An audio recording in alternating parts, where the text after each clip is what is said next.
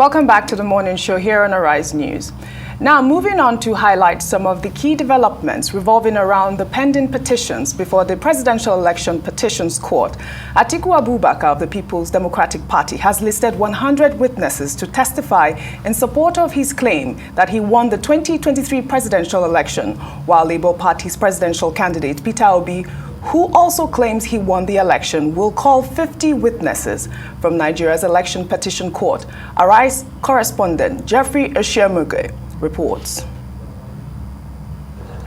Proceedings at the Election Petition Court have in the past few days been at the stage of lawyers agreeing on documents and other materials to be tendered during the actual hearing.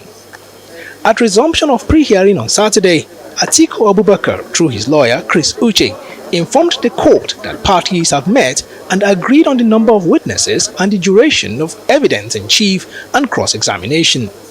The counsel said Atiku will need 3 weeks to lead evidence in support of his claims and proposed to call 100 witnesses.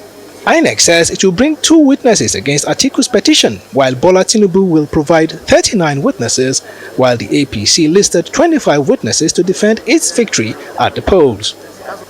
Peter Obi of the Labour Party too has informed the court that he will be presenting 50 witnesses and will require 7 weeks for his petition.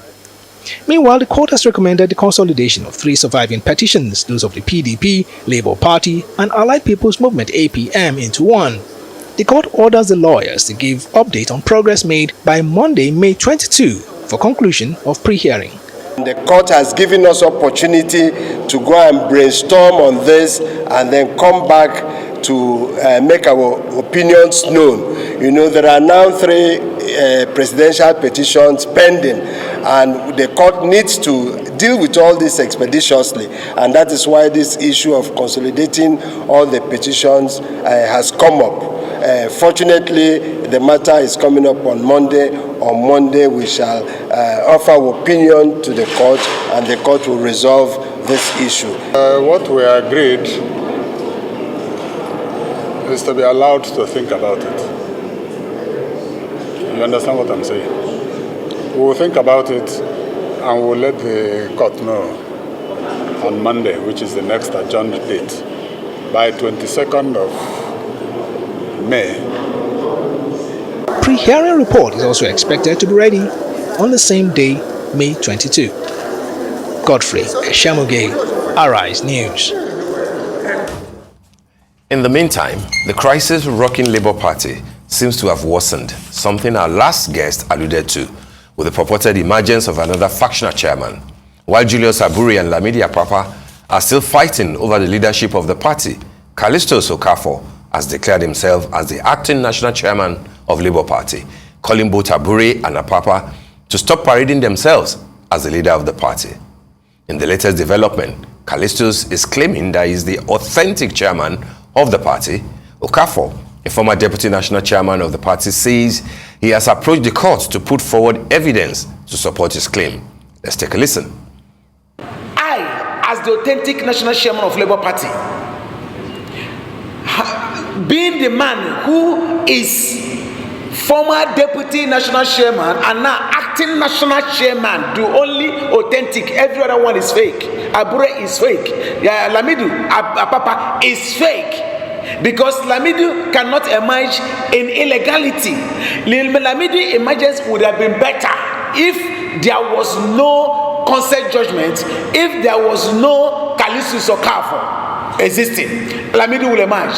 But as long as Callistus Okafor exists, as long as the consent judgment exists, Abure is illegal. Abure is not a chairman. Lamidu is illegal. Lamidu does not exist. The only existing national chairman, acting national chairman, is Callistus Okafor. And having said that, let everybody know that I said, I have ordered, which is the paper I have here.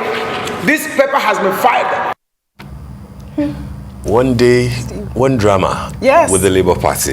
You see why I think he's trending. I mean, he should be trending. Well, he has declared both people illegal at this point. I mean, what do you make of his pronouncement? I mean, he has a document there stating that he's should be the chairman at this point, the national chairman at this I mean, point. let's see how far it Yeah. can go. I mean, documents will be bandied, document will be, displayed here and there.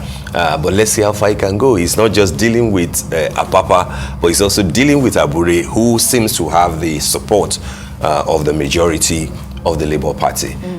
If you look at, there's a thing though, between the Callisto Okafor's claim and Lamidi Apapa, these are, if you like, traditional members of the Labour Party. They've been with Labour Party at the time that the Obedient movement had not joined. At the time that Labour Party, for example, during the last presidential election, had less than 10,000 votes. But you know that the Labour Party is saying that Apapa had been suspended over anti-party activities.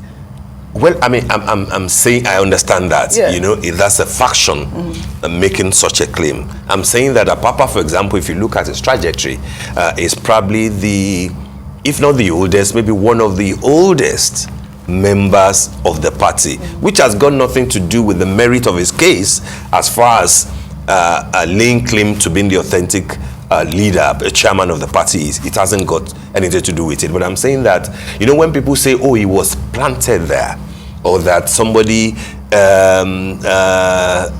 brought him just to come and cause wahala, you may have to look at it more holistically, because this is somebody who has been in the party for long.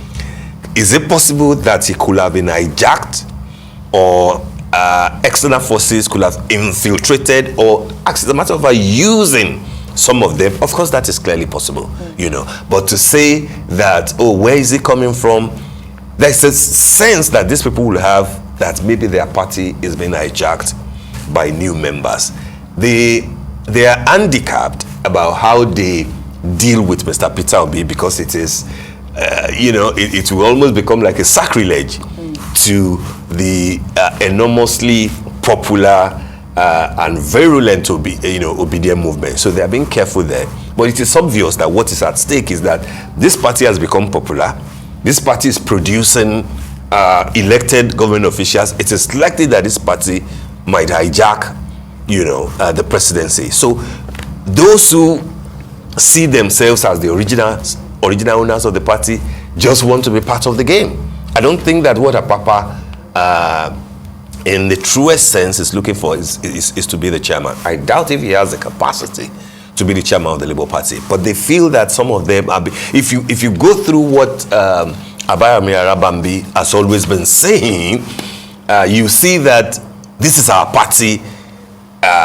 Is the core essence of what he has always been saying, and that you can't come in less than 1 year and shove us aside, which is what Captain David Mbamara says about how Obi needs to intervene in the Imo election is very germane. I think that if Mr. Peter Obi had played the politics of Labour Party, maybe some of the tension would have been doused. Well, don't forget, he also just got into the party as That's well. what I'm saying. But if you're the national leader of the party, which the presidential candidate is, take charge. Take charge in a subtle, in a decent, but in a firm manner to show that this is the direction that you are going. If you're the captain of a ship and you are not able to call the shots, it will be tough. And I think that that's part of what we're witnessing. Why people are saying that, oh, people have voted for Obi in the presidential election. You should leave the governorship and all the other things to us. Again, is it possible that people could have been infiltrated? Of course. Of course. And that may be what is playing out, Yeah, I mean, in all this. Ask Callistus how much he was paid to just emerge and claim that he is now the Why is he just waking up, What happened? after how many months? It's the same question they're asking about Apapa, who actually has a new name right now on social media. I'm sure you know that name. But a lot of people are asking where he had been the whole time. I mean, why now? And I do agree with Mbamba as well. I think that he should, that is Peter Obi, should put the house in order. He should be able to speak with not just the governorship election, within the whole system. I mean, we have, crisis within the national chairman, we have crisis with the national publicity secretary, especially, I think that there should be some sort of truce here. Within the Labour Party. It is the beautiful bride, and I don't think at this time, I don't think it will end well if the House is not put in order. Absolutely. Really. And that is if Mr. Peter Obi still believes Yeah. in the platform of the Labour Party. No, because he's it's in a court. different... He's in court at this point, It's in fighting court as a candidate, but the Labour Party just happens to be the platform that he used. As a candidate and as well, the Labour Party, they joined both of them together. Absolutely, I agree with you, Yeah. but the platform that he uses in tatters. It's not. He will have to do something about it. Absolutely, absolutely. I think the ball is in his court at this point. I believe so. Absolutely.